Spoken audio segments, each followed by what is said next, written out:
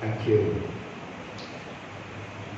విశ్వసనీయుడైన యేసుక్రీస్తు వారి పవిత్రమైన పరిశుద్ధమైన నామములో ఈ సాయంకాలం ఈ దైవారాధనకు దేవుని సన్నిధిలో కొన్ని గంటలు గడపాలనే ఆశతో వచ్చిన ప్రతి ఒక్కరికి నిండు మనసుతో నా శుభాలు ప్రతి ఒక్కరికి తెలియజేస్తున్నాను.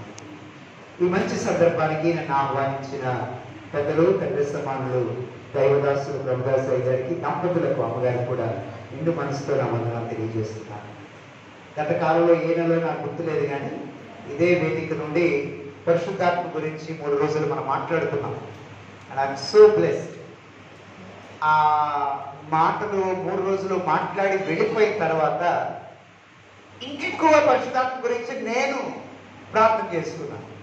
మరి విన్న తర్వాత మీరు ప్రార్థన చేసుకున్నారు లేదో నాకు తెలియదు. ఎందుకంటే దైవజనుడు దేవునితో నడవకపోతే దేవుని గురించి చెప్పలేడు. ఎంతమందికి అర్థమైంది ఈ మాట? నన్ను దేవుడు నింపకపోతే నేను మీకు ఒలకపోయలేను. కనుక నేను దేవునితో నడవడం నా మొదటి కర్తవ్యం. ఏ సేవకుడైనా అంతే. అప్పుడు దేవుని యొక్క ఆలోచన చొప్పున సంఘాన్ని దేవుని జ్ఞానంలోనికి మనం నడిపించగలుగుతాం. కాబట్టి విన్న ఏ వర్తమానం అయిపోయింది అంటారు, మెసేజ్ అయిపోయిందండి పాస్టర్ గారు చెప్పేసి వెళ్ళిపోయారని అంటారు. కానీ వాస్తవానికి మెసేజ్ చెప్పేసి నేను వెళ్ళిపోవచ్చు, కానీ మెసేజ్ మీలో స్టార్ట్ అవుతుంది. విన్న వాక్యం మనలో స్టార్ట్ అవుతుంది. ఎప్పుడు స్టార్ట్ అవుతుంది అంటే వినిన తర్వాత దాన్ని ప్రార్థనలో ఉంచినప్పుడు స్టార్ట్ అవుతుంది. ఎవరైనా ఆమె చెప్తారా? ప్రతి వర్తమానం, ప్రతి ప్రసంగం దాన్ని మళ్ళీ మనం ప్రార్థనలో ఉంచాలి. స్పాంజ్ చూడండి, కాపీ మేస్త్రి స్పాంజ్ వాడతాడు ప్లాస్టింగ్ చేసినప్పుడు. దాన్ని నీటిలో తడపగానే స్పాంజ్ ఏం చేస్తుంది? నీరంతా పీల్చుకుంటాం. ఇంక్ పెట్టండి, ఇంక్ పీల్చేసుకుంటాం.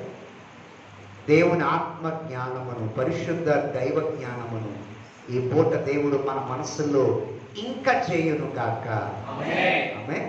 కాబట్టి కొద్ది నిమిషాలు మీ ఏకాగ్రతను దేవుని మాటల మీద ఉంచవలసిందిగా నేను ప్రభు పేరట మనవి చేస్తున్నాను.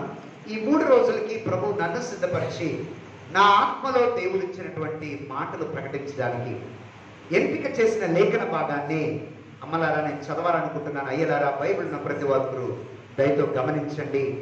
చదవగా మీరు విన్నారు లేఖన భాగాన్ని, కానీ అందరి ప్రయోజనార్థం మరొక్కసారి నేను చదవాలని ఆశిస్తున్నాను.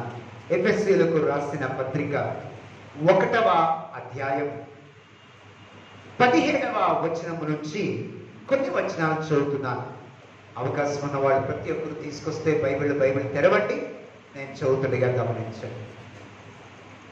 మరియు మీ మనోనేత్రములు వెలిగింపబడినందున ఆయన మిమ్మును పిలిచిన పిలుపు వలనైన నిరీక్షణ ఎట్టిదో, పరిశుద్ధులలో ఆయన స్వాస్థ్యం యొక్క మహిమైశ్వర్యము ఎట్టిదో, ఆయన క్రీస్తునందు వినియోగపరిచిన బలాతిశయం బట్టి విశ్వసించు మనయందు ఆయన చూపుచున్న తన శక్తి యొక్క అపరిమితమైన మహత్యం ఎట్టిదో మీరు తెలుసుకోవాలి. ప్రార్థన చేసుకుందాం. తలలో ఉంచండి. దేవుని గౌరవిస్తూ నిండు మనసుతో, భక్తి భావంతో ప్రభు సన్నిధిలో ప్రార్థన చేసుకుందాం. అనంత జ్ఞానివైన పరమ తండ్రి, లేఖనాలు నీవి, వేదిక నీది, వచ్చిన ప్రజలు నీవారు, సంఘము నీది, మాదంటూ ఏదీ లేదు ప్రభు. మీరు వచ్చి మీ ప్రజలతో మాట్లాడమని కోరుతున్నాం. ఇంతవరకు పాడిన ప్రతి పాటను బట్టి, చెప్పబడిన ప్రతి మాటను బట్టి మహిమ, ఘనత, ప్రభావములు నీకే చెందాలని మేము కోరుకుంటున్నాం, ప్రార్థిస్తున్నాం. ఈ దాసుడుగా నీ మాటలు ప్రకటిస్తుండగా మాట్లాడుతున్న నాలో, వింటున్న దైవ ప్రజల్లో మీ పరిశుద్ధాత్మను ఉంచి మమ్మల్ని బలపరచు. నీ దైవ జ్ఞానములోనికి మమ్మల్ని తీసుకో. యేసు శక్తిగల నామములో ఈ మనవులడికి వేడుకుంటున్నాము తండ్రి, ఆమేన్. ఎఫెసీ పత్రిక 1వ అధ్యాయం 17వ వచనం నుంచి చదవగా మనం విన్నాం. ఈ పూట నేను మీతో మాట్లాడుతున్న సందేశం ఆధ్యాత్మిక ప్రగతి. ఆధ్యాత్మిక ప్రగతి. మీరు ఆర్టీసీ బస్సుల మీద ఎప్పుడైనా చూసారో లేదో, ప్రగతి రక్తద చక్రాలు అని రాస్తారు కొన్ని ఆర్టీసీ బస్సుల మీద. అంటే మేము ప్రగతి పదంలో వెళ్తున్నాం, అంటే మేము ముందుకు దూసుకొని వెళ్తున్నాం. We are progressing. ప్రగతి అంటే ప్రోగ్రెసింగ్. ఎక్కడున్న వాళ్ళు అక్కడే ఉండిపోకుండా, ఏం తెలుసుకున్నామో ఇది చాలే అని ఆగిపోకుండా, ఏమి నేర్చుకున్నామో ఇక్కడతో చాలే అని ఆగిపోకుండా, మనిషి మానవుడు ప్రగతి పదంలో వెళ్ళవలసిన వాడై ఉన్నాడు. మనం నిజంగా 1వ తరగతితోనే చదువు ఆపేస్తున్నామా? లేదే. ఎలిమెంటరీ స్కూల్ అయిపోయింది, చాలే చదువు అని ఆగిపోయామా? కాదే. హై స్కూల్కి వచ్చాం, చాలే చదువు ఏదో చదువుకున్నాం కదా అని ఆగిపోయామా? లేదే. అక్కడ నుంచి కాలేజీలకు వెళ్ళాం. చదువులో మానవుడు ప్రగతి, అన్వేషణలో మానవుని ప్రగతి. చంద్రమండలం మీదకి వెళ్ళిన మనిషి చాలే ఇక్కడ ఉండిపోతే చాలు అనుకోలేదు కదా, మళ్ళీ మార్స్ మీద కూడా వెళ్ళాడు. అక్కడ బతకగలవా లేదా అని ఆలోచిస్తున్నాడు. ఈ మధ్యలో పేపర్లో ఒక సైంటిఫిక్ ఆర్టికల్ చదివాను, జూపిటర్ మీద కూడా మనిషి బ్రతకగలడేమో అని అన్వేషణ చేస్తున్నారు శాస్త్రవేత్తలు. సో మనిషి ఎప్పుడు కూడా ప్రగతి పదంలో ముందుకే వెళ్తున్నాడు. మరి అలాంటప్పుడు విశ్వానికే కర్త అయిన దైవ జ్ఞానంలో మనం ఇంకెంత ప్రగతి పదంలోకి వెళ్ళాలో ఈ సాయంకాలం ఆలోచించమని ప్రభు పేరిట మనం చేస్తున్నాం. మనం నిన్న వర్తమానాలు, మనం దేవుడి గురించి తెలుసుకునే జ్ఞానం, మనం దేవుడి గురించి తెలుసుకుంటున్నటువంటి విషయాలు, అవి మనకన్నీ తెలిసిన అక్కడితో ఆగిపోవడానికి లేదు. అందుకే మనం దేవునితో నడవాలి. ఎవరైనా ఆమె చెప్తారా మాటకి? మనము దేవునితో నడిచే కొద్దే దేవుడి గురించి తెలుసుకోగలం. ఎందుకంటే దేవుడు అనంతమైన వాడు. ఆయన జ్ఞానం కూడా ఎలాంటిది? అనంతమైనది.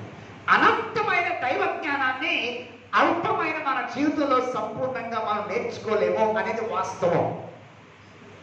మా ఆయుష్ కాలము కమని చెప్పండి, అధిక బలం ఉంటే ఓకే, దేవుడు ఆశ్రయించి 100 ఏళ్ళ దాకా ఉన్నాం అనుకున్నాం. కానీ అనంతమైన దైవ జ్ఞానాన్ని ఆ 100 ఏళ్ళు నాకు అంతా తెలిసిన మనిషి అనగలడా? అనలేడే. 100 ఏళ్ళు మనం జీవించామనుకుందాం, కానీ అనంతమైన దేవుని కృపని, అనంతమైన దేవుని జ్ఞానాన్ని, అనంతమైన దేవుని వాత్సల్యతని ఆ బ్రతికిన 100 ఏళ్ళలో 90 ఏళ్ళలో నాకు అంతా తెలిసిన మనం అనుకోగలమా? అనలేమే. Because God is vast. దేవుడు అనంతమైన వాడు. కానీ పరిశుద్ధాత్ముడు ఒక్కడే, చాలా జాగ్రత్తగా అనంతమైన దైవ జ్ఞానాన్ని అల్పకాలమైన మన ఆయుష్లో మనకి తెలియజేయగల సమర్థుడై ఉన్నాడు. అందుని బట్టి ప్రభువుకి, పరిశుద్ధాత్మ బట్టి దేవునికి వందనాలు చెప్తాం ఒకసారి అందరం కూడా. I want to thank God for the Holy Spirit. పరిశుద్ధాత్మ బట్టి నాకు చాలా ఆనందం ఉంది. ఎందుకంటే అనంతమైన దేవుని జ్ఞానాన్ని అల్పమైన నా చిన్న ఆయుష్లో ఆ పరిశుద్ధాత్ముడు నాకు దేవుడి గురించి బోధిస్తాడు. ఈ ప్రపంచంలో ఏ పుస్తకం అన్నా తెరండి, దైవజనులు ఇక్కడ ఒక మంచి లైబ్రరీ ఏర్పాటు చేశారు కదా, ఈ క్యాంపస్ లోనే ఉంది. వెళ్ళి ఒక బుక్ తెరవండి, ఆ రాసిన రచయిత ఎక్కడున్నాడో మనకు తెలియదు. ఆ పుస్తకం రాసిన రచయిత బ్రతుకున్నాడో లేదో కూడా మనకి తెలియదు. ఏ దేశంలో ఉన్నాడో, భారతదేశంలో ఉన్నాడో, ఎక్కడ ఉన్నాడో మనకు తెలియదు. కానీ ఆయన రాసిన పుస్తకం మనం చదువుతాం. కానీ బైబిల్ని తెరిచిన ప్రతిసారి పరిశుద్ధాత్ముడు మన పక్కనే ఉంటాడు. ఎందుకంటే దీన్ని రచించిన రచయిత ఆయనే కాబట్టి. అందును బట్టి ప్రభువుకి స్తోత్రము కలుగును గాక. భౌతికంగా భూలోకంలో ఏ పుస్తకాన్ని నువ్వు చదివినా the author is not with you, but when you open the scriptures, లేఖనాన్ని తెరిచిన ప్రతిసారి దీని రచయిత ఎవరితో ఉంటాడు? నీతో ఉంటాడు. నువ్వు ఫ్లైట్ లో చదివినా ఈ రచయిత నీ పక్కనే ఉంటాడు. నువ్వు ట్రైన్ లో బైబిల్ తెరిచి ఒళ్ళో పెట్టుకొని చదువుతున్నా ఈ రచయిత నీ పక్కనే ఉంటాడు. నువ్వు కారులో వెళ్తూ బైబిల్ తెరిచి పక్కన పెట్టుకున్నా నీ రచయిత నీతోనే. అలాగ పరిశుద్ధాత్ముడు స్వేచ్ఛను కోల్పోయి చెరసాలలో బందీ అయిన పౌలనే మహా గొప్ప దైవజనుడి పక్కనే ఉండి ఈ దివ్యమైనటువంటి పత్రికను రాయించాడు. అదే ఎఫెసీయులకు రాసిన పత్రిక.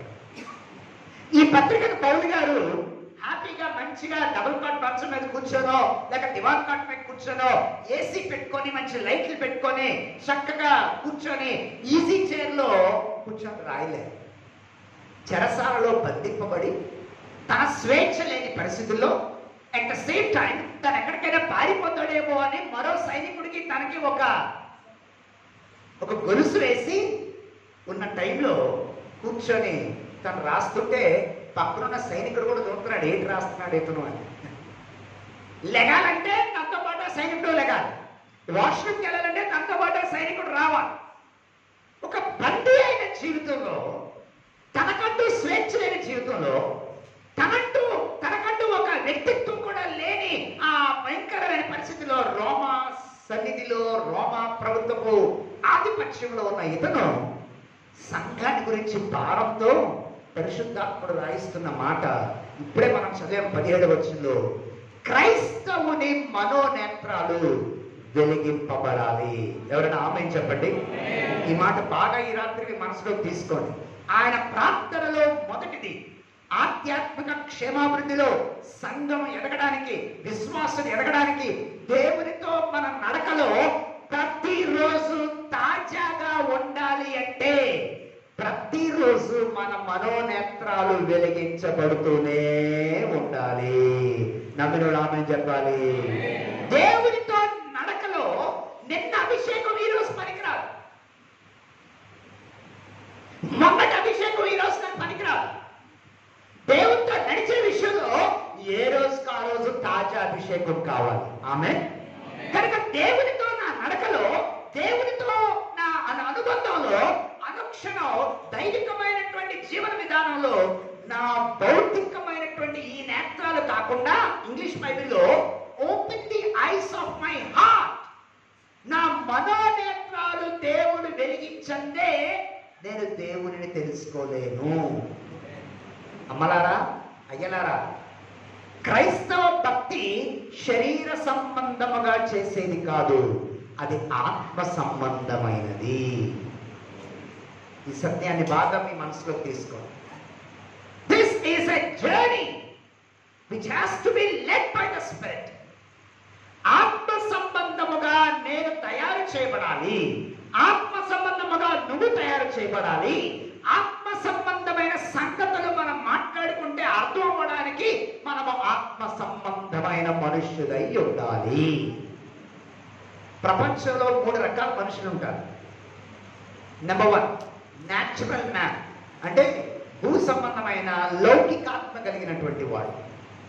2 కార్నల్ మ్యాన్, శరీర సంబంధమైనటువంటి మనస్సు కలిగిన వాడు. 3 ఆత్మ సంబంధమైనటువంటి మనిషి. లౌకికాత్మ కలిగిన వాడు ఊరుకోండి సార్ దేవుడు లేడు, దేవుడు లేడు, ఊరుకోండి సార్ ఈ రోజుల్లో దేవుడు ఏంటి, దైవం ఏంటి అని అంటాడు. వాడు న్యాచురల్ మ్యాన్. శరీర సంబంధమైన వాడు దేవుడు తెలుసు, కానీ మళ్ళీ ఒక అడుగు ఎక్కడికి వెళ్తాడు, లోకంలోకి వెళ్తాడు. దేవుడు నేను ఉంటాడు, మళ్ళీ ఒక అడుగు లోకంలో వేస్తాడు. దేవుడితో బాగానే ఉందాం అనుకుంటాడు, మళ్ళీ లోకంలోకి వెళ్తాడు. Natural man. Carnal man. 3వది ఆత్మ సంబంధమైన వాడు. ఈ మాటలు ఎందుకు చెప్తానంటే, పౌలు గారు భౌతికంగా చెరసాల్లో ఉన్నాడు, భౌతికంగా బంధింపబడ్డాడు, కానీ తను ఆత్మ సంబంధంగా వెలిగింపబడ్డాడు. అతని బట్టి దేవునికి స్తోత్రము కలుగును గాక. ఈ రోజుల్లో సంఘాలు చూసినప్పుడు నాకు కలిగే బాధ ఏంటంటే, ప్రభువా ఎందుకు ప్రజలు నీతో తాజాగా ఉండట్లేదు, ఎందుకు నీతో తాజాగా నడవలేకపోతున్నారు, ఎందుకు సంఘాల్లో ప్రతి ఒక్కరు ఆ ఫ్రెష్నెస్, దేవుల్లో ఉన్న ఆ తాజాదనాన్ని ఎందుకు డైలీ లైఫ్ లో అనుదినం అనుభవించలేకపోతున్నారు. పౌలు గారి ప్రార్థన అద్భుతం. ఆయన కనిపెట్టిన మొదటి లోపం గురించి ఆయన చేస్తున్న ప్రార్థన ఏంటంటే, ప్రభువా విశ్వాసుల మనోనేత్రాలు వెలిగించబడాలి. ఆమేన్ చెప్పండి. ఆ మాటకి అంటే నేను దేన్ని కూడా భూ సంబంధముగా భౌతికంగా నేను దాన్ని చూడకూడదు, నేను ఆత్మ సంబంధంగా ఆ పరిస్థితిని చూడగలగాలి. నేను ఆత్మ సంబంధంగా ప్రతి పరిస్థితిని అర్థం చేసుకోగలగాలి. నేను ఆత్మ సంబంధంగా విధంగా వ్యవహరించగలగాలి. అందుకు నా మనోనేత్రాలు వెలిగించబడాలి. నేను లేఖనాలు చదువుతున్నప్పుడు ఇదేదో ఎండమూరు మీరెందున్నారు నవల్లా చదవకూడదు. ఇది చదువుతున్న ప్రతిసారి దేవా నా మనోనేత్రాలు వెలిగించండి అని నేను అడగాలి. ఎవరైనా ఆమెను చెప్తారా? నా మనోనేత్రాలు ఎప్పుడైతే నీ మనోనేత్రాలు నా మనోనేత్రాలు వెలిగించబడతాయో మనం పరిస్థితుల్ని దేవుని కోణంలో చూడగలుగుతాం. మన పరిస్థితుల్ని దైవికమైన ఆలోచనతో చూడగలుగుతాం. మన మనోనేత్రాలు వెలిగించబడ్డ క్షణాన్న మన చుట్టూ ఉన్న పరిస్థితులు ఎందుకు అలా ఉన్నాయి, why people are the way they are, ప్రజలు ఎందుకు అలా వ్యవహరిస్తున్నారు, పరిస్థితులు ఎందుకు అలా ఉన్నాయి, దేశంలో పరిస్థితులు ఎందుకు అలా ఉన్నాయి, సంఘంలో పరిస్థితులు ఎందుకు అలా ఉన్నాయి అని మనం ఆలోచించినప్పుడు దేవుడు మన మనోనేత్రాల్ని వెలిగించినప్పుడు మనం అర్థం చేసుకోగలిగే గొప్ప సత్యం, ఈ భక్తి శరీర సంబంధమైనది కాదు, ఇది ఆత్మ సంబంధముగా చూడవలసినది. 3 విషయాల్లో క్రైస్తవుని మనోనేత్రాలు వెలిగించబడాలి. నెంబర్ 1, మొదటి, చాలా జాగ్రత్త వినండి, బైబిల్లో నేను చదివే నా వచనాలు, మనం 17వ వచనం ఉన్నాం. మొదటి, మన మనోనేత్రాలు దేవుడు మనల్ని పిలిచిన పిలుపు విషయంలో వెలిగించబడాలి. ఈ రోజుల్లో సంఘము, విశ్వాసులు దేవుని పిలుపును మర్చిపోయారేమో అనిపిస్తుంది. We have forgotten the call of God on our life. ఎందుకంటే ఆయన పిలుపు శక్తివంతమైన పిలుపు. మీకు విషయం తెలుసా? యవనస్తున్నారు ఇక్కడ ప్రతి ఒక్కరు ప్రతి ఆదివారం ప్రసంగం కూడా దేవుడు సంఘానికి ఇచ్చే పిలుపే. నమ్మినోడు ఆమేన్ చెప్పండి. పిలుపు అంటే మనం ఏదో సేవలోకి దేవుడు పిలిచిన రోజు అనుకుంటే పొరపాటు. అది ఒక ప్రత్యేకమైన పని కొరకు పిలిచాడు. కానీ ప్రతి ఆదివారం దేవుడు ఏం చేస్తున్నాడు? వర్తమానాల ద్వారా పిలుస్తూనే ఉన్నాడు. ప్రతి బుధవారం ఏదో బైబిల్ స్టడీ ద్వారా దేవుడు ఏం చేస్తున్నాడు? మనల్ని పిలుస్తూనే ఉన్నాడు. ప్రతి శుక్రవారం ఉపవాస ప్రాంతంలో దేవుడు ఏం చేస్తున్నాడు? మనల్ని వాక్యం ద్వారా పిలుస్తూనే ఉన్నాడు. దేవుని పిలుపును గురించినటువంటి విషయంలో మన మనోనేత్రాలు వెలిగించబడాలి. A Christian must know that he is called every day by the triune God. త్రియేక దేవుని నడిపింపు కొరకు ప్రతి క్రైస్తవుడు పిలవబడ్డాడు. ఇక్కడ విషయం ఏంటంటే, మనం పుట్టిన దగ్గర నుంచి బావినండి, మన అలవాట్లు, మన బుద్ధులు, మన ఆలోచనలు, మనకున్నటువంటి మనం వెరీ బీయింగ్, ఇవన్నీ కూడా పెంపకం బట్టి, మన ముందున్నటువంటి పెద్దల, మన ముందు ఫ్యామిలీలో ఉన్న పెద్దల బట్టి అవన్నీ కూడా మనం షేప్ చేయబడ్డాం. దానివల్ల మన మనుష్య ఆత్మ తయారవుతుంది. ఇప్పుడు ఆ మనుష్యాత్మ తగ్గి పరిశుద్ధాత్మ మనకి ఆవరించాలి. ఇది జరగడానికి మన పిలుపును మనం గుర్తుపెట్టుకోవాలి. దేవుడు నన్ను ఎందుకు పిలిచాడు? దేవుడు మిమ్మల్ని ఎందుకు పిలిచాడు? దేవుడు మిమ్మల్ని ఎందుకు పిలిచాడు? దేవుడు దైవదాసులను ఎందుకు పిలిచాడు? ఆయన పిలిచాడంటే ఎవరైనా పిలిస్తే భోజనం పెట్టి పంపించేస్తారు అంతవరకు. కానీ ఈయన పిలిస్తే ఆయనతో నడ్డానికి పిలుస్తాడు, ఆయన దాచిని నీకు చూపించడానికి పిలుస్తాడు. ఆయన ఎంత గొప్ప ఆలోచనలు నీ పట్ల కలిగి ఉన్నాడో నీ ఊహ కూడా అంతనంత విషయాన్ని నీకు బయలుపరచడానికి ఆయన పిలుస్తాడు. అందుకే పౌలు గారు ఈ మాట రాశారు, ఆయన మిమ్మల్ని పిలిచిన పిలుపు వాళ్ళైనా నిరీక్షణ కలిగి ఉండండి.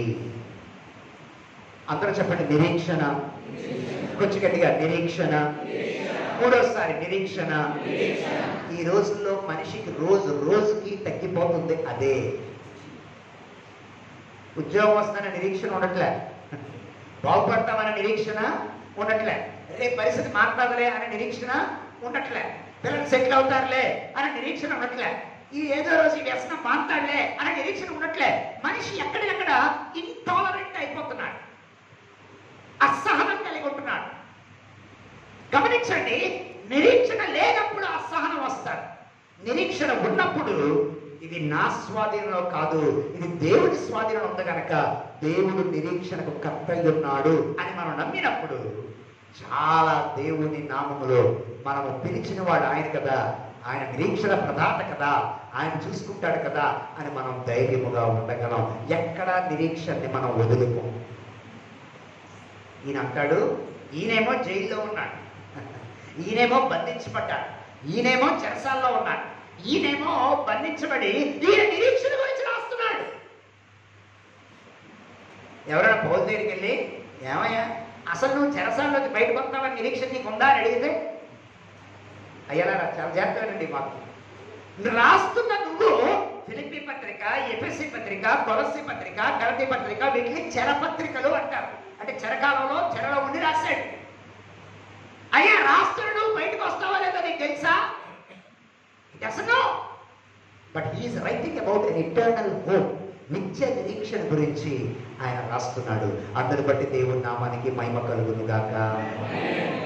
అమ్మలారా, అయ్యలారా, ఈరోజు ఈ మాటను బాగా మీ ఆత్మలోకి తీసుకోండి.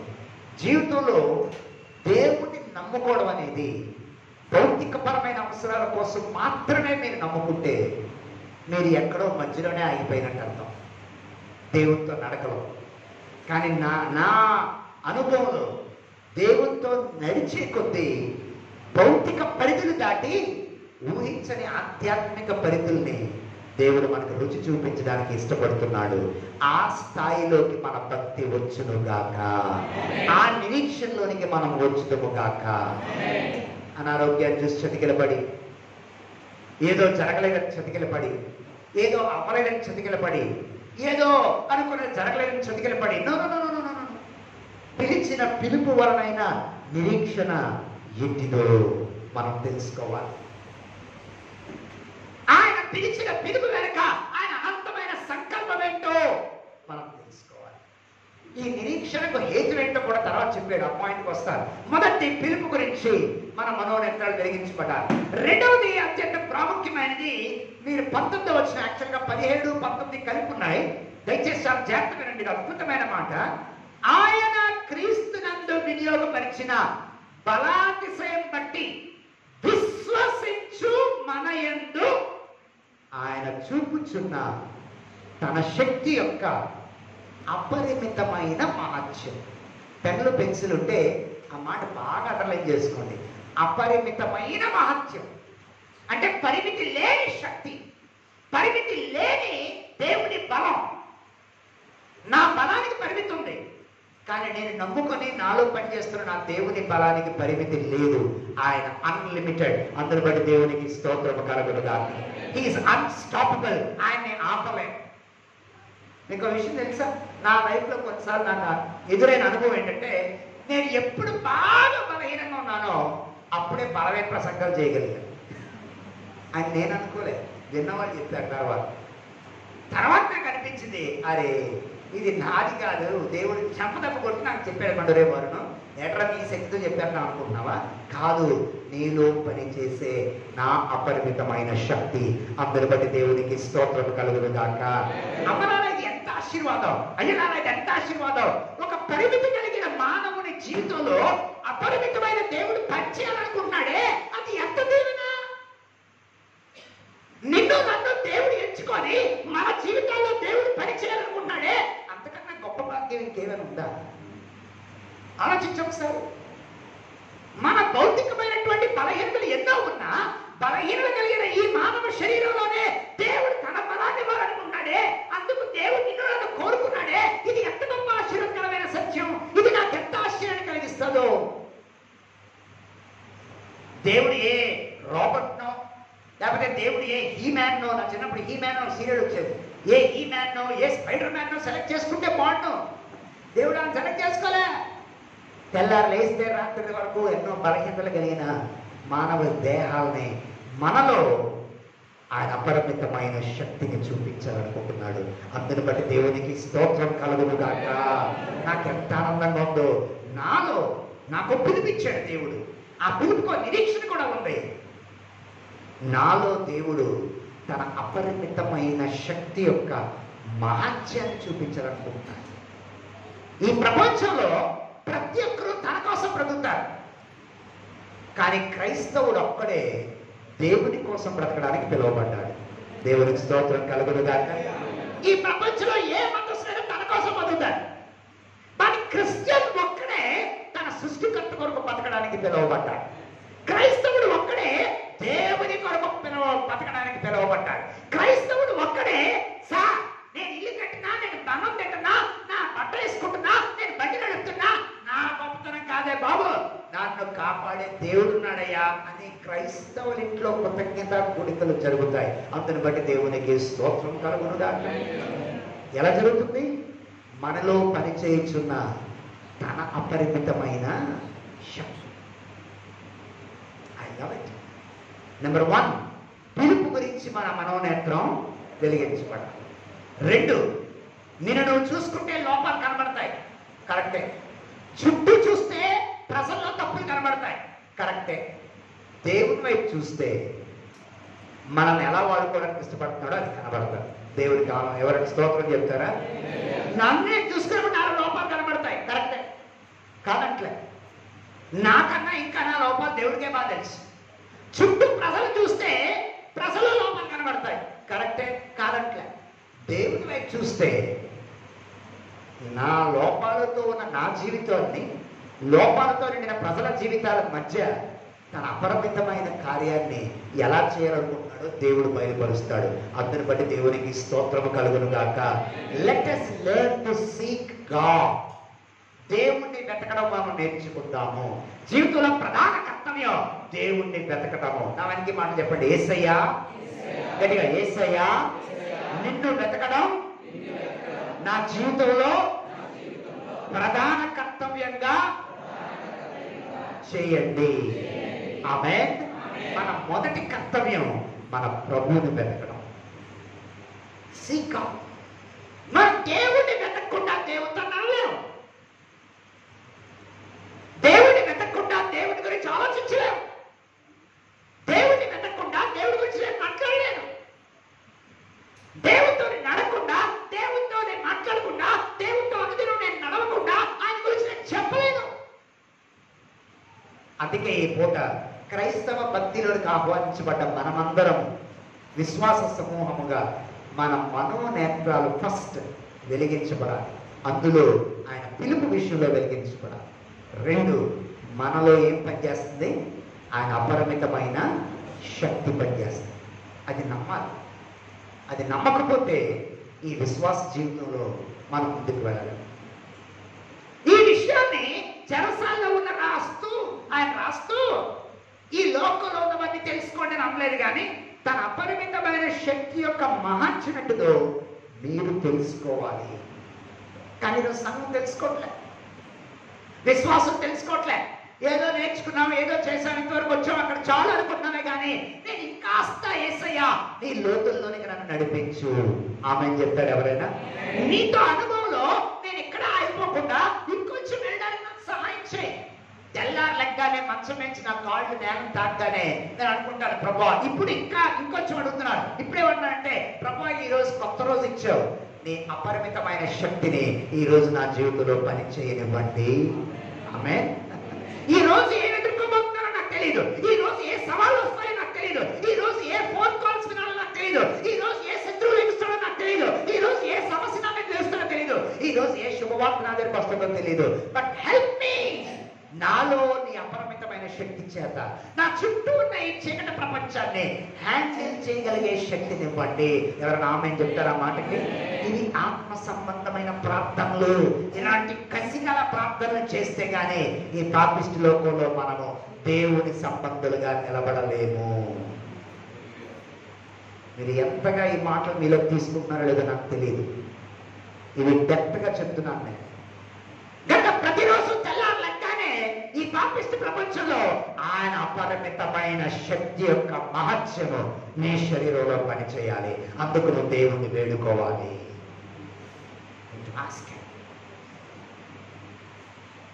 పిలిచింది సామాన్యుడు కాదు.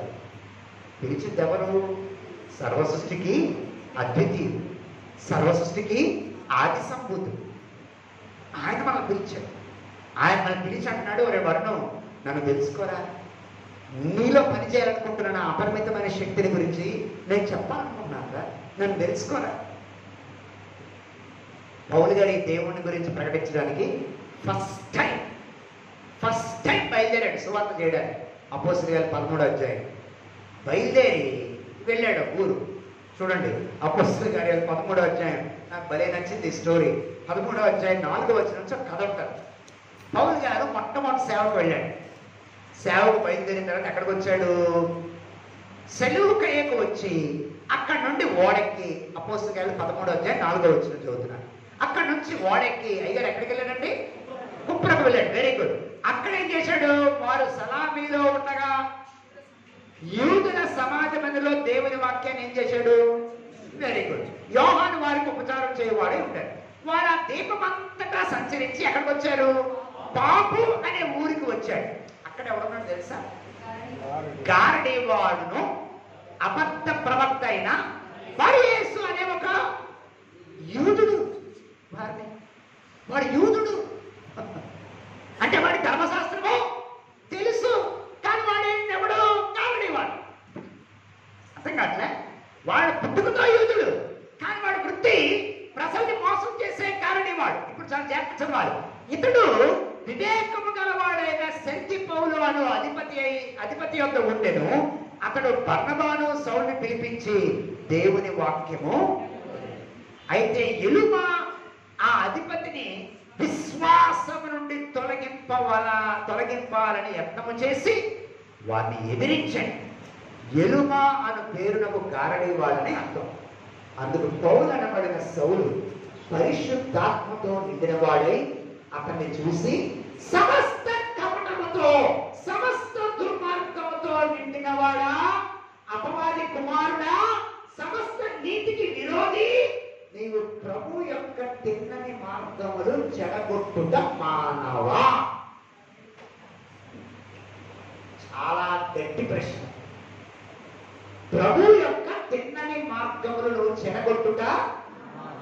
ఒక విశ్వాస దేవుని దగ్గరికి వస్తుంటే వీడు ఏం చేస్తాడు తెలుసా?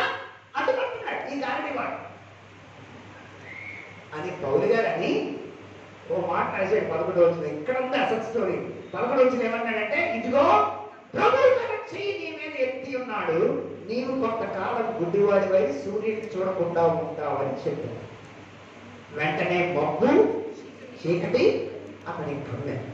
కనుక అతను తిరుగుచు ఎవరైనా తను చేపట్టుకుని నడిపిద్దా తిరుగుచుంటాడు. 12 అంతటా ఆ అధిపతి జరిగిన దాన్ని చూసి ప్రభు బోధకు ఆశ్చర్యపడి విశ్వసించెను. ఒకడి కన్నులు మూయబడటం వల్ల మరొకడి మనోనేత్రాలు ఏమయ్యాయి? తెరవబడ్డాయి. దేవునికి స్తోత్రం కలుగునుగాక. నేను అనుకున్నాను ఈ లోకం ఇంతే ప్రభువా. This the best example. ఈ లోకంలో మన చుట్టూ సమాజంలో ఈనాటి పరిస్థితుల్లో క్రైస్తవ విశ్వాసంలో ఒకడికి కన్నులు మూయబడుతుంటే ఇంకొకటి కన్నులు ఏమవుతున్నాయి? అధికారంతోనో అహంకారంతోనో లేకపోతే మత పిచ్చితోనో లేకపోతే మూఢత్వంతోనో మూఢనమ్మకాలతోనో ఒకరి కన్నులు మూసిపోతుంటే దేవుడు పరిశుద్ధాత్మతో సంఘం యొక్క కన్నులు తెరుచునుగాక, విశ్వాస కన్నులు తెరుచునుగాక. కనుక సంఘమా, నువ్వు నిన్నటి పరిశుద్ధాత్మ ఆధారపడితే సరిపోదు. నువ్వు ఈ రోజు తాజాగా నీ మనోనేత్రాలు తెరవబడి నువ్వు నేను దేవుడితో నడవాలి. I need to walk fresh with God. We need to walk fresh with God. చలికాలం పైన కార్ల మీద చూడండి మంచు పడ్డరా, అవునా? మీరు గడ్డి మీద చూడండి, ఆకుల మీద చూడండి, చక్కటి వ్యూ అంటాం కదా, బిందు మంచి బిందువులు అవి పడతాయి. అవి ఎంత ఫ్రెష్ ఉంటాయి కదా. అది ఎంత నేను అనుకుంటాను ఎంత ప్యూరిఫైడ్ అనుకుంటాను.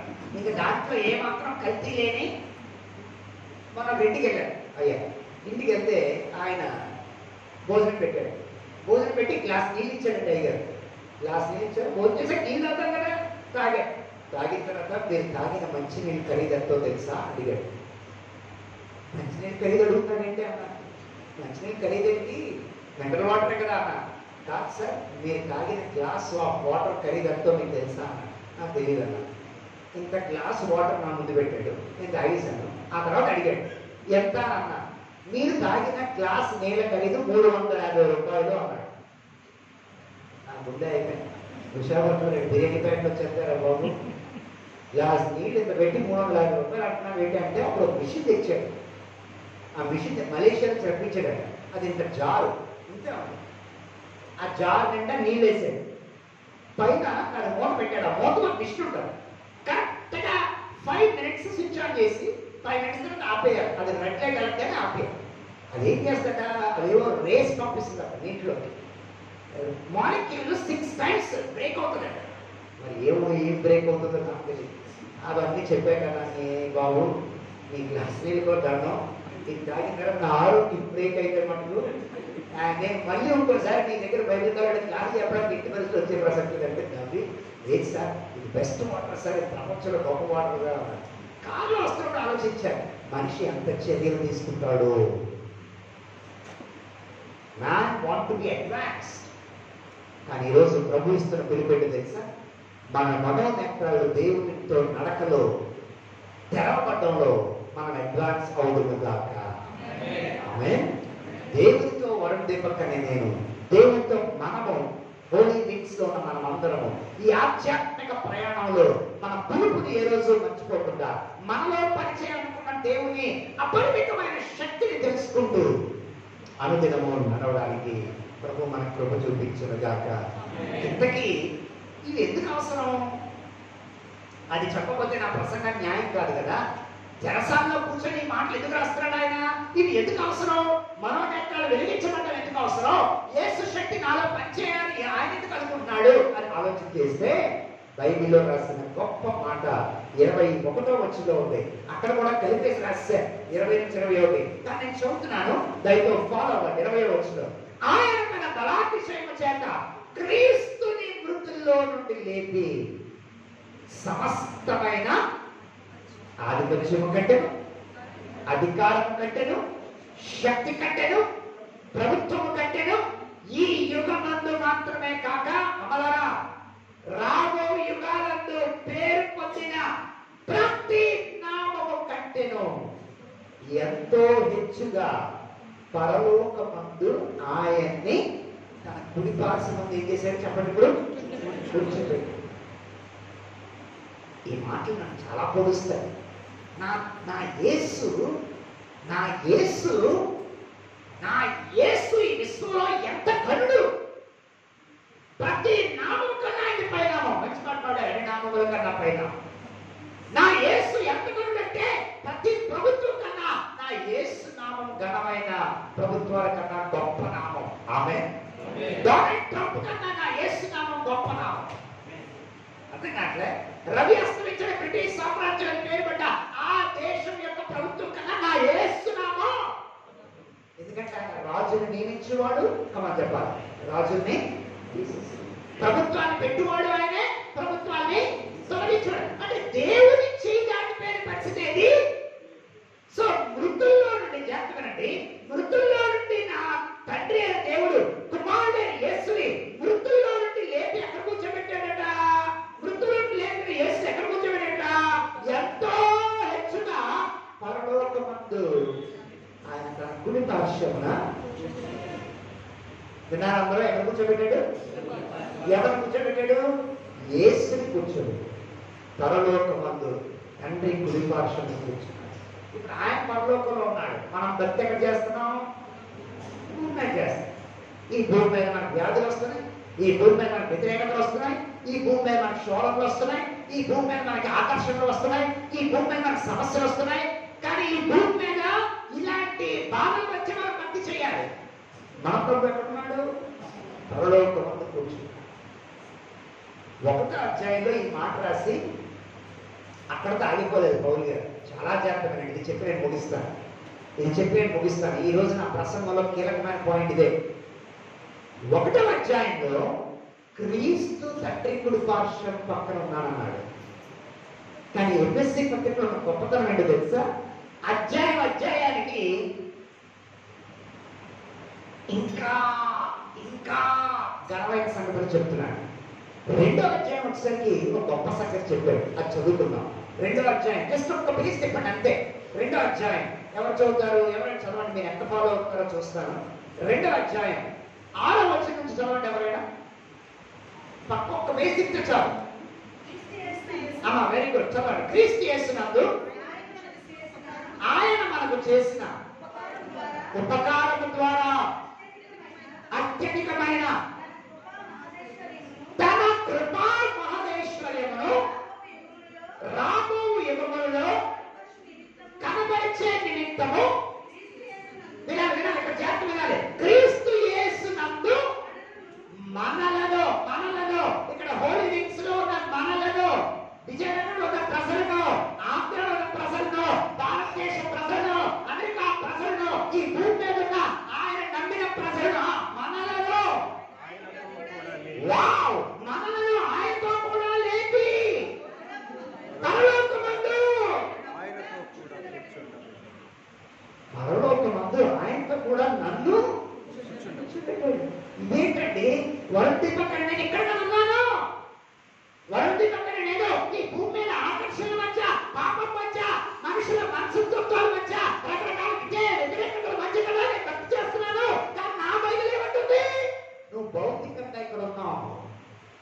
ఆయనను నమ్మిన దేవుడు ఎప్పుడైతే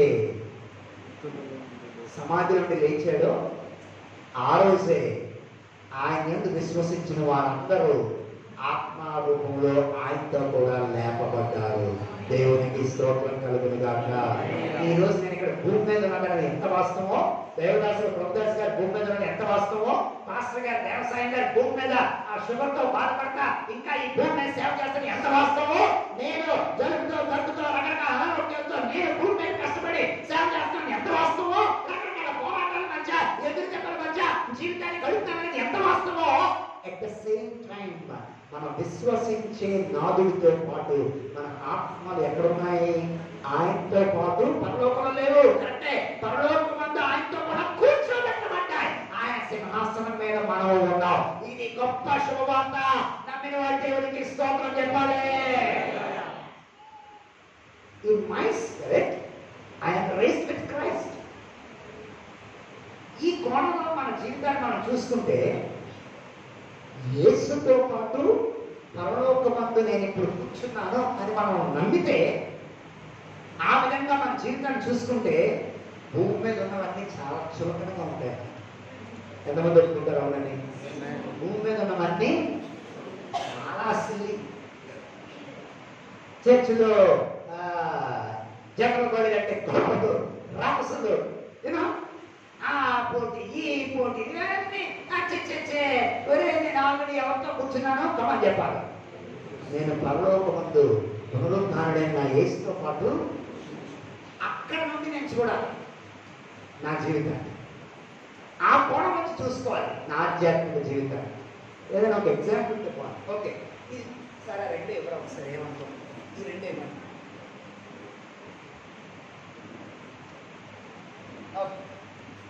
ఒకసారి చూడండి, ట్రై చేయండి, ఇది అర్థం చేయడానికి చెప్తున్నాను.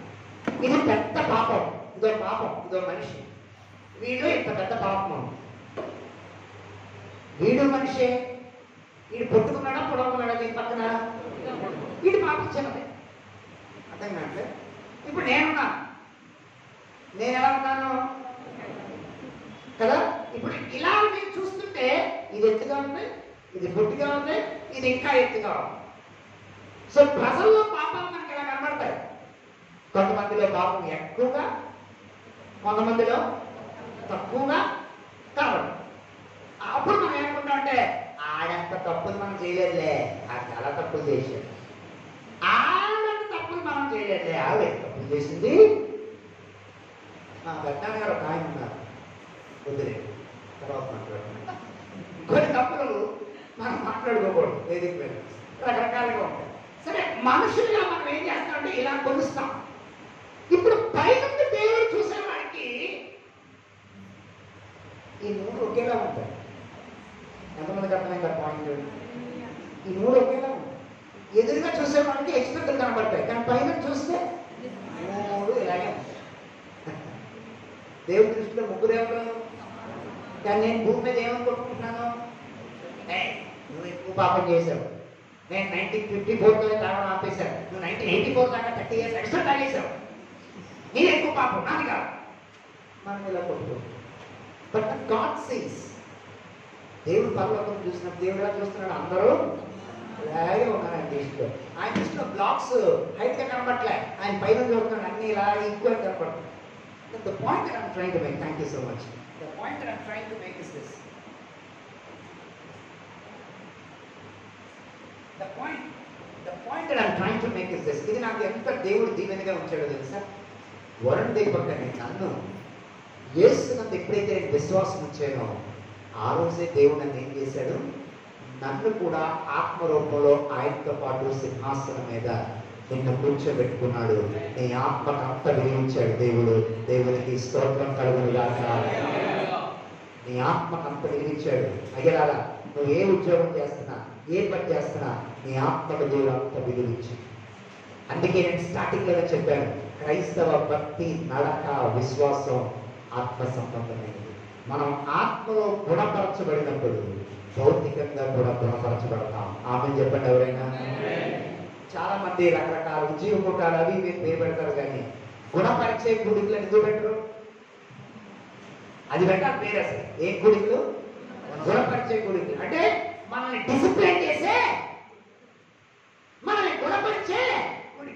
మన వ్యక్తిత్వంలో, మన వైఖరిలో, మన బుద్ధుల్లో, మన ఆలోచనలో, మన స్వభావంలో, మన మనస్తత్వంలో గూడు కట్టుకున్న వాటిని గుణపరిచే దేవుని వాక్యపు సభలు. అందుని బట్టి దేవునికి స్తోత్రం కలుగును గాక. ఈ మాట నాకు చాలా నచ్చింది. మళ్ళీ చదువుతున్నాను మీ అందరి ప్రయోజనార్థం. మళ్ళీ చదువుతున్నాను. యేసుక్రీస్తు మనకి ఏం చేశాడు? 7వ వచనం, ఎఫెసీ పత్రిక 2వ అధ్యాయం 7వ వచనం. మళ్ళీ చదువుతున్నాను, జాగ్రత్తగా వినండి. 2వ అధ్యాయం 7వ వచనం. క్రీస్తు యేసునందు మనలను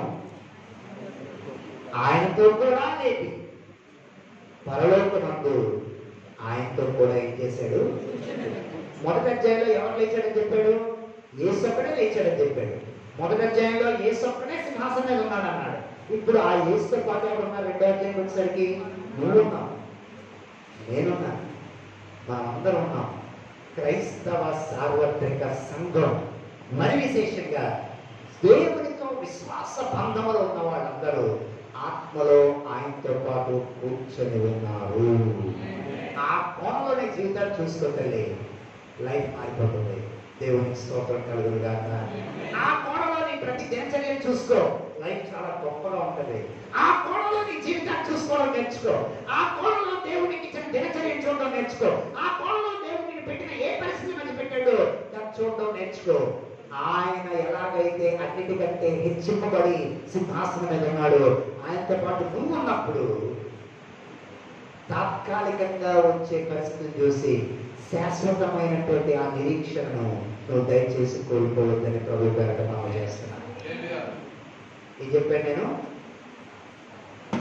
తాత్కాలికమైన సమస్యను చూసి, తాత్కాలికమైన ఎదురుదెబ్బను చూసి శాశ్వతమైన ఆయన నిరీక్షణ స్థాయిని నువ్వేం చేయొద్దు. సింహాన్ని ఆయనతో పాటు, విశ్వాసం ఆయనతో పాటు లేపే మనం ఆయనతో పాటు కూర్చు. అక్కడ నుండి నా జీవితాన్ని నేను చూసుకుంటే, అది ఇంత గొప్ప ఆధిక్యత నాకు ఇస్తే నేనేంట్రా బాబు ఈ లోకంలో పాపిస్ట్ విషయాలను పరిగెడుతున్నాను. అసలు లెక్కైతే మనం ఇంకా సరి చేయబడాలి. ఎంతమంది ఒప్పుకుంటారు? అవునని. మనం ఇంకా సరి చేయబడుతూనే ఉన్నాం, సరి చేయబడతాం. ఎంతవరకు? మరణం వరకు సరి చేయబడుతూనే ఉంటాం. కానీ అట్ ద సేమ్ టైం సరి చేయబడుతున్నప్పటికీ ఆత్మలో మనం ఎక్కడ కూర్చోబెట్టాడు ఆయన? అరే వరుణ్ తిప్పుకు నీకు ఎంత ఉన్నతమైన యోగ్యత ఆలోచన నేను కలిగి ఉంటే నువ్వేంట్రా లోక సంబంధంగా పరిగెడుతున్నావు? ఈ పూట మాట చెప్పాలి. పరిశుద్ధాత్మ నాకు ప్రేరేపిస్తున్నా. నీ మీద నీకు, నా మీద నాకు, మన మీద మనకి అసహ్యం కలిగిన రోజు మనలో పరిశుద్ధాత్ముడు పనిచేస్తున్నాడని అర్థం. హల్లెలూయా. బాగా తీసుకోండి మా. నేను ఎందుకు ఎలా ఉన్నాను? నేను ఎందుకు దేవుడిలో నిలకడగా ఉండలేకపోతున్నాను? నేను ఎందుకు నా విశ్వాసంలో స్థిరుడిగా ఉండలేకపోతున్నాను? నేను ఎందుకు నా భక్తి జీవితంలో ఒకరోజు ఒకలాగా, ఒకరోజు ఒకలాగా, ఆదివారం ఒకలాగా, సోమవారం డల్లగా నేను ఎందుకు అలా ఉంటున్నాను? నేను ఎందుకు ప్రభువులో తాజాగా ఉండలేకపోతున్నాను అని నీ మీద నీకు, నువ్వు జయించలేని బలహీనతలు నీ మీద దాడి చేస్తున్నప్పుడు, నీ మీద అసహ్యత కలిగిన రోజు నీకు గుర్తొచ్చే ఫస్ట్ ఏంటి తెలుసా? దేవుని సహనం, దేవుని మంచితనం, దేవుని దీర్ఘశాంతం, దేవుని వాత్సల్యత. అందుని బట్టి దేవుడికి ఎవరైనా స్తోత్రం చెప్పండి. అది నేను చంపేస్తాను, అది నేను చంపేస్తాను, అది నేను చంపేస్తాను. ఇంగ్లాండ్లో గొప్ప దైవ సేవకుడు ఎన్టీ రైట్, టామ్ రైట్ అన్నారు. ఆయన బుక్ రాశాడు, సర్ప్రైజ్డ్ బై జాయ్ అని. మహాగొప్ప దైవజనుడు, వేదాంతి, స్కాలర్. ఆయన ఒకసారి కలుసుకున్నాక ఆయనకు ఈమెయిల్, నా ఈమెయిల్ నేను తీసుకొని మేము మాట్లాడుకున్నాక ఆయన ఈమెయిల్ ఇచ్చాను. నాకు ఈమెయిల్ నేను రాశాను, సార్ సర్ప్రైజ్డ్ బై జాయ్ అని బుక్ రాశారు కానీ సర్ప్రైజ్డ్ బై గుడ్నెస్ అని ఎందుకు రాయలేదు అని పెట్టారు. ఆయన అన్నాడు, నా నెక్స్ట్ పుస్తకానికి ఆ టైటిల్ పెడతాను. అనుదినం దేవుని మంచితనం మనల్ని ఆశ్చర్యపరుస్తూనే ఉంది. ఎంతమంది ఒప్పుకుంటారు? అవునని. నన్ను ఆశ్చర్యపరుస్తుంది నా దేవుని మంచితనం. ఆయన చూపించే మంచితనం నన్ను ఆశ్చర్యపరుస్తుంది. మీకు విషయం తెలుసా? నన్ను చంపేది, నాలో ఉన్న పాపాన్ని, తప్పుని చంపేది ఏంటో తెలుసా? ఆయన కోపం కాదు, ఆయన మంచితనం నన్ను చంపేస్తుంది. అర్థమైన దేవునికి ఎవరైనా స్తోత్రం చెప్పాలి. ఇవి పై మాటలు కాదు, చాలా లోతుగా చెప్తున్నాను. ఆయన మంచితనం ఎందుకు ఏం చేస్తుంది? నా మీద ఎంత మంచితనం చూపిస్తున్నావు, నా మీద ఎంత కృపను చూపిస్తున్నావు, నా మీద ఎంత ధైర్యం చూపిస్తున్నావు. నేనేమో ఈ లోక సంబంధంలో అది ఎలాగా ఇది ఎలాగా అది ఎలాగా అది ఎలా సంపాదించాలి ఇది ఎలా కొనాలా అది ఎలా సాధించాలని ఆలోచిస్తుంటే నువ్వు నన్ను ఎలా సరిదిద్దాలా, నన్ను ఎలా బాగు చేయాలా, నన్ను ఇంకెలాగా ఆమె జీవనకు వారసుగా చేయాలా నువ్వు ఆలోచిస్తున్నావు. ప్రభా నీ మంచితనం నన్ను చంపేస్తుంది. దేవుని మంచితనం మన మీద చూపిస్తున్నప్పుడు మనం చావకపోతే దేవుని కోపాన్ని మనం ఎదుర్కోవాల్సి ఉంటాం. మనకు అర్థమైంది మాట. ఆయన మంచితనం చూపిస్తున్నప్పుడే మనం ఆయన దారికి రాకపోతే ఇంకా మనం చెప్పండి, ఇప్పుడు ఆయన ఉగ్రతను మనం ఒకరోజు దైవ ప్రసార నీ స్థానం భౌతికంగా భూమి మీద ఉన్నావు, కానీ నువ్వు శాశ్వతంగా నువ్వు ఎక్కడ కూర్చున్నావు? పరలోకంలో ఆత్మ సంబంధంగా ఆయనతో పాటు సింహాసనం ఉన్నావు. ఇది నీకు అర్థమైతే జీవితంలో ఇక్కడ భూ సంబంధమైన విషయాలు చాలా సులభంగా ఉంటాయి, చాలా సిద్ధిగా ఉంటాయి. You look to God, the importance that God gave you. దేవునికి ఇచ్చిన విలువ, నీ ఆత్మకి ఇచ్చిన విలువ, నీ జీవితానికి ఇచ్చిన విలువ, నీ కొరకు ఆయన ఆలోచించినంత గొప్పగా బహుశా నేను కన్నా తల్లిదండ్రులు కూడా ఆలోచించలేదేమో, అంత గొప్పగా దేవుడు మా కొరకు ఆలోచిస్తున్నాడు. అలాంటి దేవుడు నా రక్షకుడైనందుకు నాకు దేవుడిని స్తోత్రం చెప్పాలనుంది. హల్లెలూయా. మనోనేత్రాలు పెరిగించు. ఇప్పుడు అర్థమైందా మనోనేత్రాలు ఎందుకు పెరిగించబడాలి? నిన్ను నువ్వు ఎలా చూసుకోవాలి? నిన్ను ఎలా చూసుకోవాలి?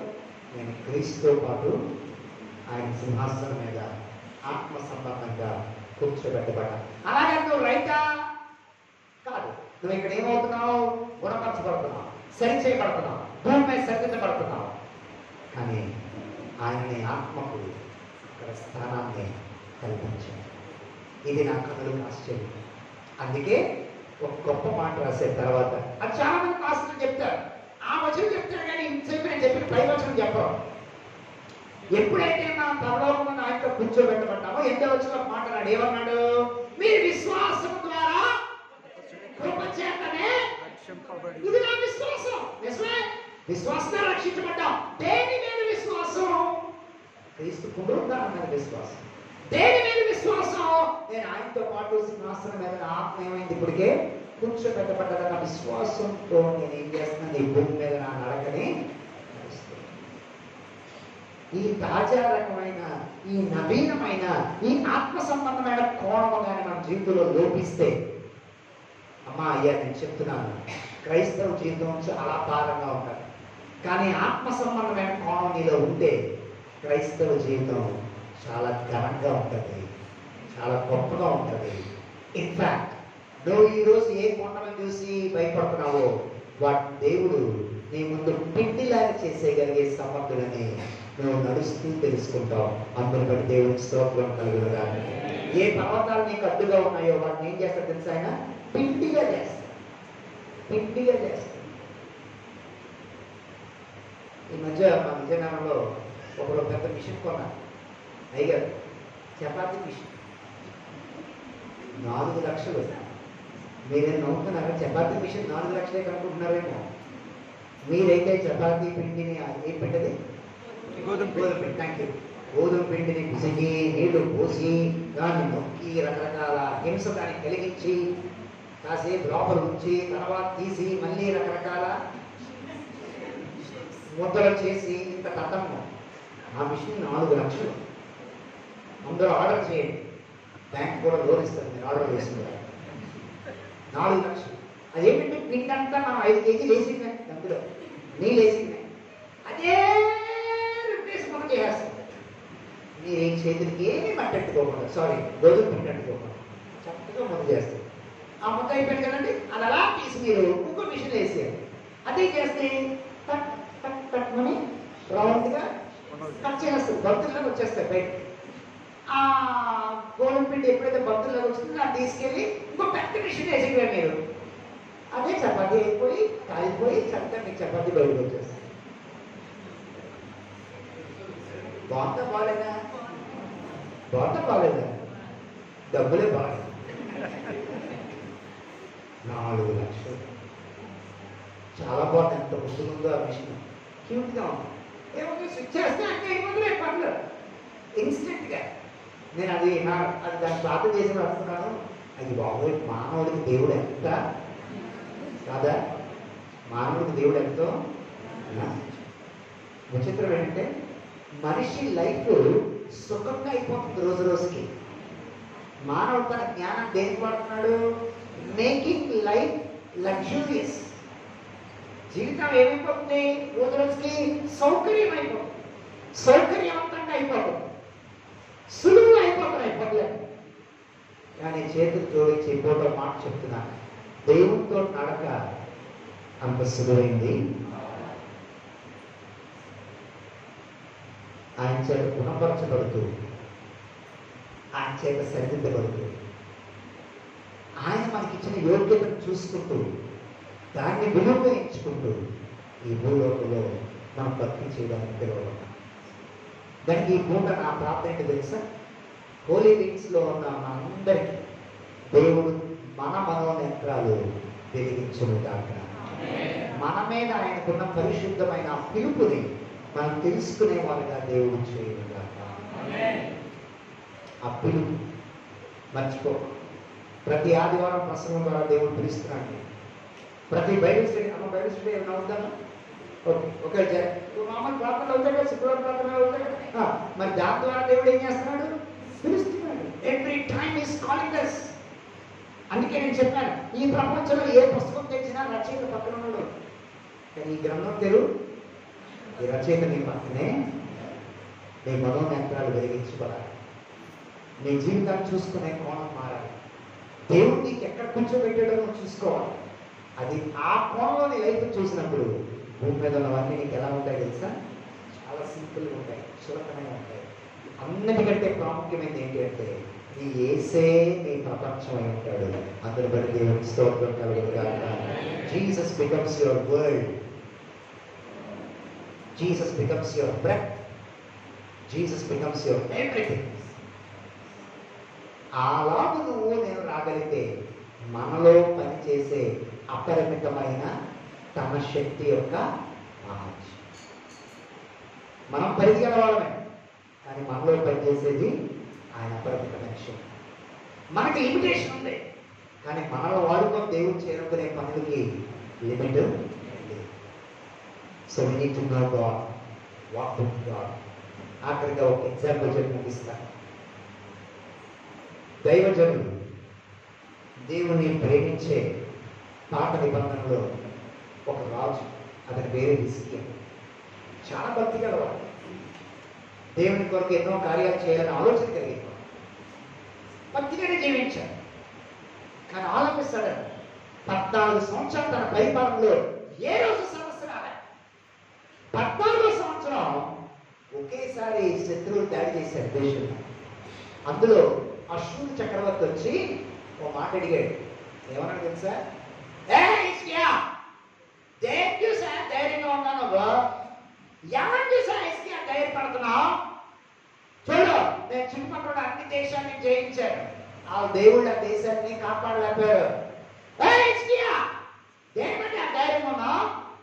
నీ దేవుడు కాపాడతాడు అనుకుంటున్నావా అని అశ్వరు రాజు సవాల్ మీద సవాల్ చేస్తాడు.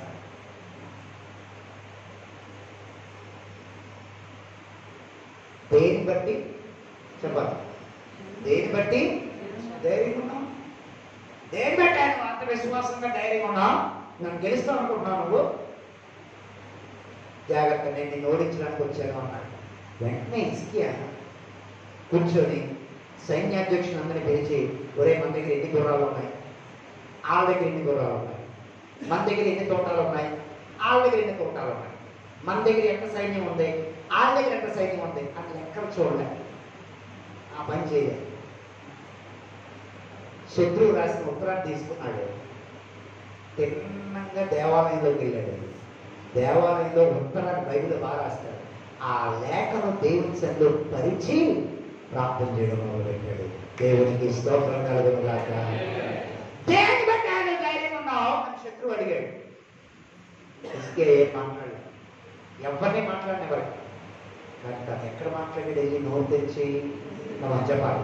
ఎక్కడ మాట్లాడాడు వెళ్ళి దేవుని దగ్గర మాట్లాడాడు. దేవునికి స్తోత్రం కలుగుగా. నాకు అది చాలా నచ్చింది. ఆ ఉత్తరాన్ని అక్కడ పెట్టి ప్రార్థన చేస్తారు. జీవము కలిగిన దేవా, అన్ని దేశాలకు ప్రభు అయిన దేవా, ప్రపంచ దేశాలకు తండ్రి అయిన దేవా, శత్రువు నీ నామాన్ని దూషిస్తున్నాడయ్యా, వాడికి బుద్ధి చెప్పని అడిగాడే కానీ నన్ను గెలిపించు అని అడగలేదు. ఎంతమందికి అర్థమైంది ఆ ప్రార్థన? ఆ ప్రార్థన నాకు నచ్చింది. మానవైతే ఏం ప్రార్థన చేయాలి తెలుసా? ఆడి తప్పు చేసేసావా, ఆడి ఏదైపోతున్నావా, నన్ను అంటున్నాడా? హిజ్కియా దాన్ని పర్సనల్గా తీసుకోలేదు. హిజ్కియా ఎలా తీసుకున్నాడు తెలుసా? ఏ నా దేవుని నామాన్ని వచ్చావు, ఇంకా నువ్వు అయిపోయావు. ప్రభా, నువ్వు దేవుడు అని వాడు ఏమవ్వాలి తెలుసుకోవాలి. ఆ ప్రార్థన ఎంత ఘనమైన కార్యం చేసిందంటే వెంటనే దేవుడు హిజ్కియాతో మాట్లాడతాడు. ధైర్యం ఉండబాయ్, ధైర్యం ఉండదు. మనసుకు తెల్లాసరికి 180,000 మంది అశ్షూరు సైన్యం శవాలుగా కనబడ్డారు. ఎవరైనా దేవుని స్తోత్రం చేశారు. ఈ రాత్రి నా సందేశాన్ని ముగిస్తున్నాను. జీవితంలో మన మనోనేత్రాలు వెలిగించబడితే, ఆయన పిలుపు యొక్క గొప్పతనం మనం తెలుసుకుంటే, ఆయన అపరిమితమైన శక్తిని తెలుసుకుంటే, మనం ఈ లోకంలో బ్రతికంత కాలం ఆయన ఘనత కొరకు మాత్రమే బ్రతుకుతాము. ఆమె ఆయన ఘనత కొరకే నువ్వు నేను బ్రతుకుతాం. మనం ఘనత బ్రతుకుతాం. ఆయన హెచ్చింపబడటం కోసం మనం బ్రతుకుతాం, మనం హెచ్చింపబడటం కోసం కాదు. అందుకే నేను ఎంతగా ఆశీర్వదించినప్పుడు, ప్రభా నీ ఘనత కొరకు వాటిని వర్ధిల్ల చేయండి అని చేస్తాను. ఎందుకంటే మనం వర్ధిల్లితే ఘనత ఎవరికి? దేవునికి ఘనత. మనం బాగుపడితే ఘనత ఎవరికి? దేవునికి ఘనత. మనం ఎదిగితే ఘనత ఎవరికి? దేవునికి ఘనత. ఆయన ఘనత కొరకు మనము వర్ధిల్లబడుతుము గాక.